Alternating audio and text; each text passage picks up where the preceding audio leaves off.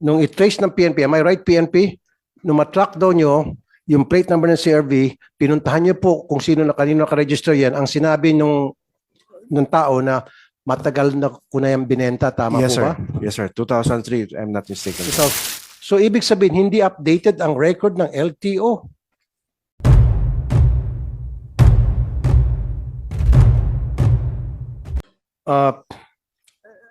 Meron po ba tayong taga-LTO rito? Okay. Magandang araw po. Yung pong red Honda CRV na pinaglipatan ng supposed to be katawan ng victim, ano po yung status noon sa LTO registration? Kanino po nakaregister yun? Magandang araw po, Chair, at saka po, Senator. Yung dun po sa CRV, yung ngayon po, kung okay lang po, ipacheck ko lang po kung ano po yung status po. Pero basta po yung plate number, meron po sa amin, makukuha naman po sa system, sir. Ipa-double check ko lang po dahil... And you know the reason why we ask you to be here and you don't have that very basic, simple information, madam? Sir, apologies po for that po.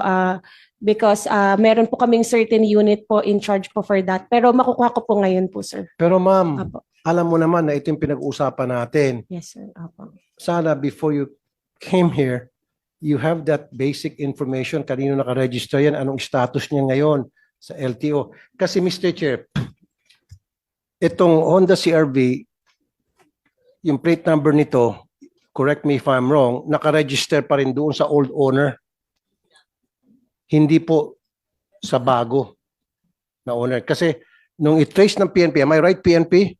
Nung matrack daw nyo, yung plate number ng CRV, pinuntahan nyo po kung sino na kanino nakaregister yan. Ang sinabi nung tao na matagal na ko na yung binenta. Tama Yes, po sir. ba? Yes, sir. 2003, if I'm not mistaken, sir. 2003.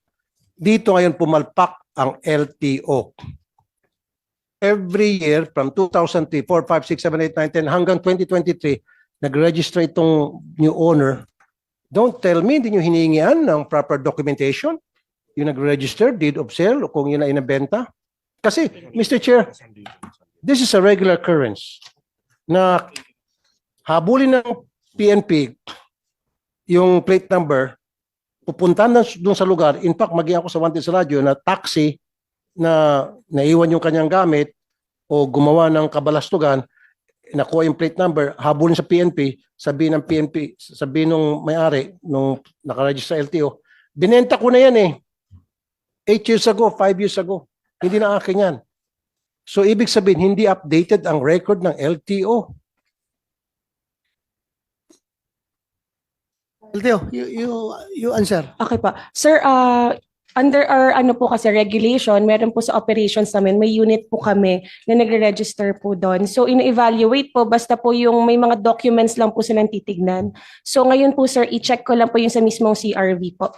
Yung sa plate number po niya kasi dito, yung sa Juke pa po. Ipa-check ko lang po ngayon sir. Apologies po. Okay po. Sige, kung meron, pabilisan natin. Anyway, computerized naman lahat yan eh. Padala ka agad ngayon. And then, Mr. Chair, itong gusto kong mangyari kayo dyan sa LTO. Every time na mag-register ang isang taong may-ari ng sasakyan, you have to ask for identification. Kasi dyan sa LTO, kahit na sinong tao may hawak na registration form, maski na sino pa siya, basta't may pambayad lang, pinoprocess nyo agad. Dapat, hindi nyo pinoprocess, hinahanapan nyo ng ID para to make sure siya yung nag-register ng kanyang sasakyan. Tama?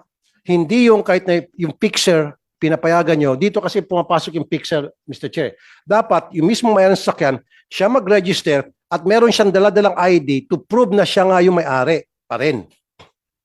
In this case, dito sa kaso na pinag-usapan natin ngayon, kung ginawa nyo lang sana ganong klaseng proseso, updated sana. With due respect, Senator Tulfo, NP, yung sinabi nung may-ari nung sasakyan na matagal ko nang bininta yan many years ago, hindi kayo humingi ng proof na bininta talaga niya kung deed of sale, kanino niya bininta? Kung may deed of sale, sa kanya pa rin pala yung sakyan na yan, dinaya lang siya. Sir, after establishing the last registered owner, the Red CRV, and we have identified the last registered owner na taga Las Piñas, pinuntahan po natin ang investigador, and I will correct my previous statement, sir. Nabenta niya po ito after posting sa Facebook last 2013. And he gave his voluntary statement na hindi niya lang mapakita yung deed of sale, open deed of sale na nang maibenta niya ang CRV. And at the same time, sir, dugtungan ko na rin, he volunteered himself to be examined by our chemist, sir, for the extraction of DNA. Kasi meron ngang, as we have mentioned, sir, meron 3 male strands, hair strands, anong lalaki nakuha doon. And it turned out negative during the conduct examination by the So forensic. very cooperative po siya. Yes, sir. Very cooperative. Yes, sir. Ito nga, Mr. Chair, hindi lang sa kasong ito, maraming beses na, Mr. Chair, na yung sasakyan, years and years ago pa na ibenta, at may bago na may-ari, pagdating sa investigation ng PNP, malaman-laman na yan nga matagal na ibenta at hindi na matukoy kung sino yung present owner. Ito ang sinasabi ko sa LTO. Dapat LTO attorney Usita, make it a requirement from now on, right this very moment, even while we speak, kung nakikinig man taga LTO, lahat na magre-register ng mga sasakyan, kailangan sila mismo ang pumunta doon, yung mismong may-ari at dala-dala yung ID nila to make sure na sila ngayon. Kasi gano'n naman nangyari sa ibang bansa eh. You cannot ask anybody to register your car for you. You have to do it yourself. Alam mo, sa DMV, sa California, you have to go there by yourself. Pipila ka, papakita ka ng ID na ikaw talaga may-ari noon. Dito kasi, kahit na siguro si Muning, pusa, kagat-kagat yung registration form, papayagan niya basta't may pambayad. Ginagawang katatawanan, pero gano'n na nangyari sa sistema. Can we stop that? Na practice na kahit na sino pwede mag-register? Kasi ito, 2013 pa. Oh, updated ba yung kanyang registration? Expired? Let me check first, sir.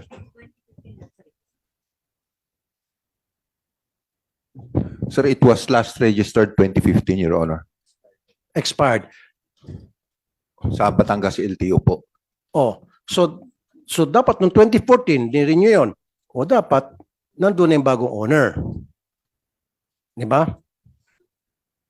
So at least merong 1 year na dapat nagpresenta yung bagong owner. So ang point ko rito, from now on LTO, make it a point, lahat na mag-register ng mga sasakyan, it has to be the owner. Wag na yung mga fixer. Kasi sa ngayon, Mr. Chair, pwede ka mag-utos eh. Fixer, halika rito. Ito, 3,000, i-register mo itong sasakyan ko. Nang sa gayon, maiwasan natin ganito klase mga sitwasyon. Is that right? Tapos Yes po, siyempre sir. yung owner magpapakita ng mga identification to prove na, yes, I'm that owner of the car. Diba? At ito'y binenta sa akin, pakita ang deed of sale, etc. At meron tayo rin ganung klase mga sa customs, patay kayo. Yung Bugatti, Mr. Chair, sabit ang LTO rito. Pero that's a different case. Diba? For now, Mr. Chair, yun lang muna siguro, and if you don't mind, with your indulgence, maybe we can proceed to the next case. Yes, we're going to proceed. But before that, hindi nyo kaya na-inquest yung suspect? Regular filing lang ginawa nyo? Regular filing na, sir. Ilang days pala nag-transpire na bago More than a month, sir. more than a month na? We filed the case on November 13. Nawala siya, sir, October 12. So regular filing na? Yes, sir. Okay, so for now, we are going to suspend the hearing about this case pending the appearance of the 2 main suspects in the next hearing. And meron tayong, may sinabi kayo dito, on November 13, Police Major Alan De Castro along with his driver and bodyguard, Jeffrey Ariola Magpantay, and 2 unidentified men were charged with kidnapping and illegal detention at Batangas Provincial Prosecutor's Office. So meron 2, may dadalawa pa pala? Yes, sir. Yes, sir. Aside from the Castro and Magpantay, meron pong dalawang Dalawa. unidentified. Yes, sir. Jando. Yes, sir. O kasi sabi mo kayo na 3 lang sila eh. So, 4 pala sila stand lahat. corrected, sir. Okay. Thank you. So, from here, we'd like to thank you, Ma'am Rosario Camilon, Ching Camilon, and Salamat. Father Elmer Camilon. Next hearing, imbitahan pa rin namin kayo, ha? Opo, sir. Pag maimbitahan, masampinan namin yung Apo. mga suspect. Opo, sir. Ha? Salamat po.